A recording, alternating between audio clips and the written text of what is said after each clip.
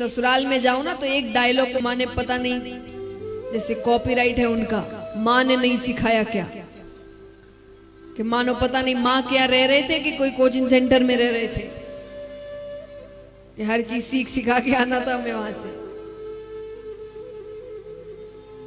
तो उसने कहा कि माँ ने इतना भी नहीं सिखाया, क्या झाड़ू काटना तक नहीं सिखाया?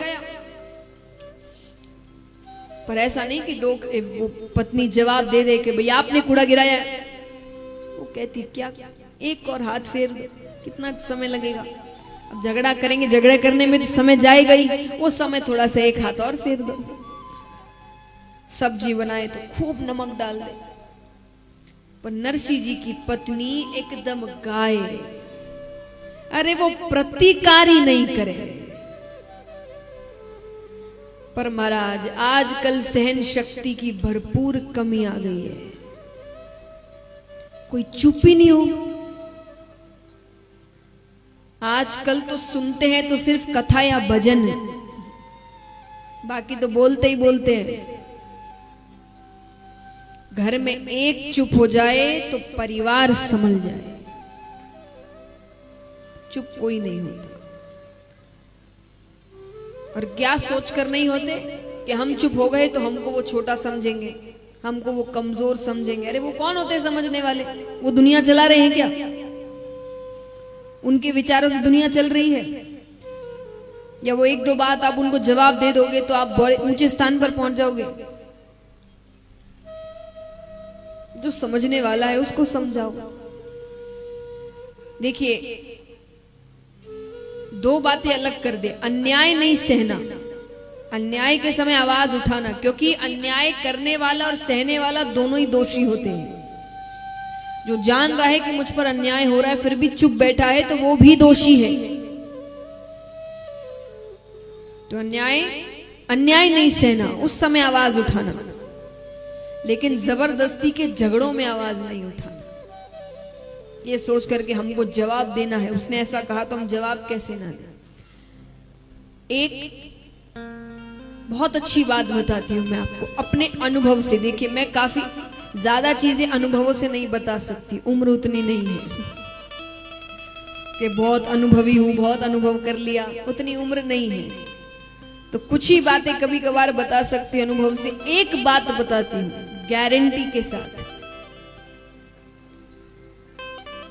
जब भी ऐसा कुछ हो ना, कोई सामने वाला आपसे कुछ ऐसा कह रहा है जो आपको अच्छा नहीं लग रहा, कुछ भी आप ऐसा नहीं कर सकते, ऐसे हैं वैसे हैं, कुछ भी,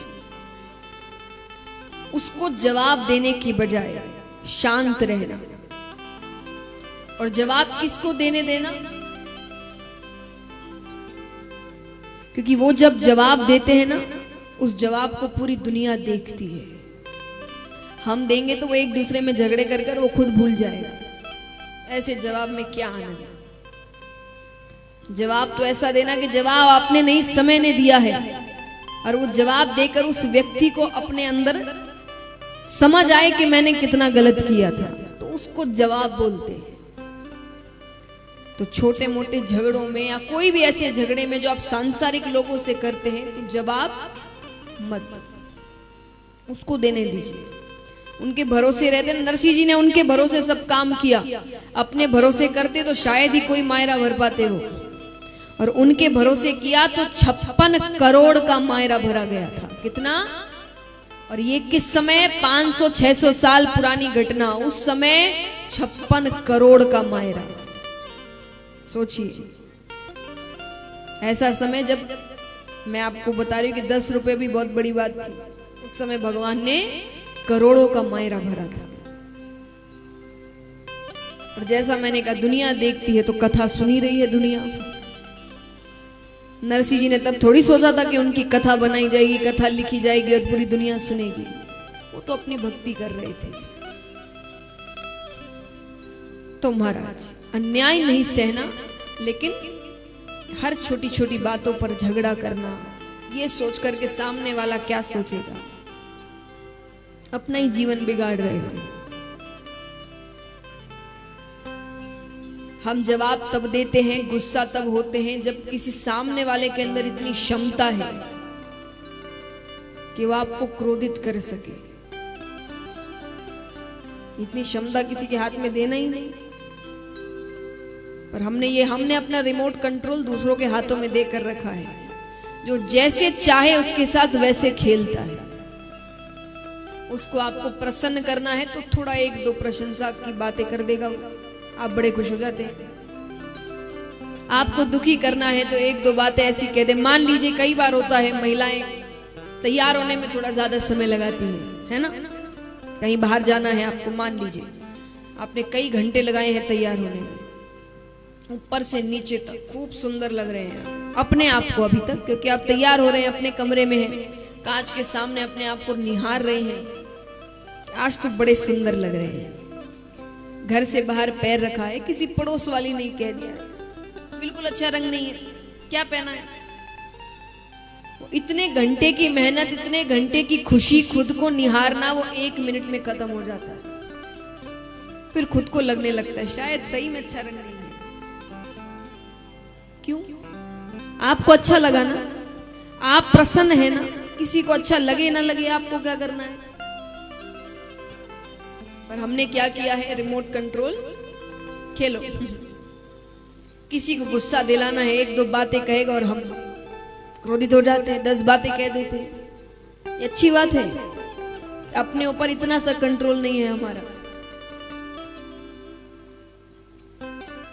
उसी को सहन शक्ति कहते हैं। सहन शक्ति मतलब ये नहीं कि अन्याय सहना, हम कि जो बुजुर्ग लोग हैं अन्याय सहने को सहन शक्ति कहते हैं। नहीं नहीं, अन्याय तो ना पहले सहना, ना अब सहना, ना भविष्य में सहना, लेकिन सहन शक्ति होनी चाहिए।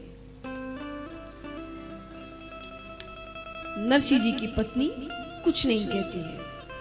अब एक दिन भोजाई का मूड थोड़ा सा खराब था,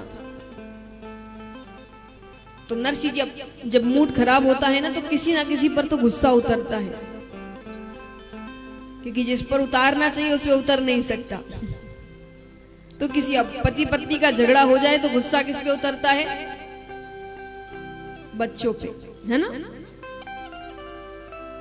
लेकिन एक बात हमेशा याद रखिएगा, किसी बेगुनाह को जिसकी गलती नहीं उसको एक थप्पड़ भी गलत मारोगे ना, वो घूम कर आएगा आपके पास। मैं एक आपको बहुत अच्छी कहानी सुनाती हूं। एक बार एक व्यक्ति ऑफिस में था, तो ऑफिस में जो उसके ऊपर बॉस है, मैनेजर है, उसका अपनी पत्नी से कोई झगड़ा हुआ होगा फोन पे।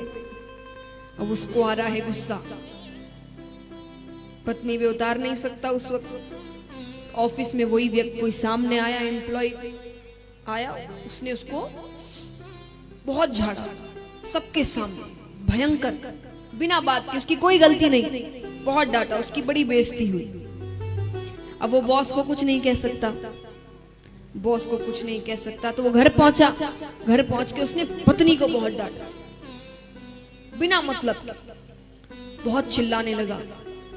अब पत्नी को क्रोध आ रहा है, वो पति पे नहीं उतार सकती, बगल में बड़ा बेटा था, उसने ऐसी बातों में खींच के एक थप्पड़ मार दिया उसे। अब बड़े बेटे को गुस्सा आ रहा है, वो किस पे उतारे? छोटा बच्चा खेल रहा था नीचे, उसका छोटा भाई, उसने खेल खेल में उसको एक थप्पड़ मार दिया। अब वो बच्चा ना तो पिता पे गुस्सा उतार सकता है, ना माता पे, ना बड़े भाई पे। वो घर से बाहर निकलता है, सामने एक कुत्ता जा रहा था, उसने उसको एक लात मार दी। लात मारने के कारण वो कुत्ता दौड़ते दौड़ते मेन रास्ते पर जाता है, सामने से एक व्यक्ति जा रहा था, उसने व्यक्ति को जाकर काट लिया। वो व्यक्ति वही था जिसने अपने एम्प्लॉय पर चिल्लाया। यानी कोई भी हरकत आप गलत करते हैं, यानी किसी ऐसे पर करते हैं जो बेगुनाह है, वो घूमकर आपके पास एक गलत थप्पड़ भी मारा हुआ, आपको उसका भी परिणाम चुकाना पड़ता है। भगवान ये बताना चाहते हैं कि वहां का सिस्टम इतना तेज है, एक गलत थप्पड़ भी आपको उसका परिणाम भी चुकाना पड़ेगा। तो इसीलिए अब यहाँ पर भौजाई का मूड खराब है थोड़ा सा, तो किसी पर तो गुस्सा उतारे। नरसिंह जी सामने से गए थे,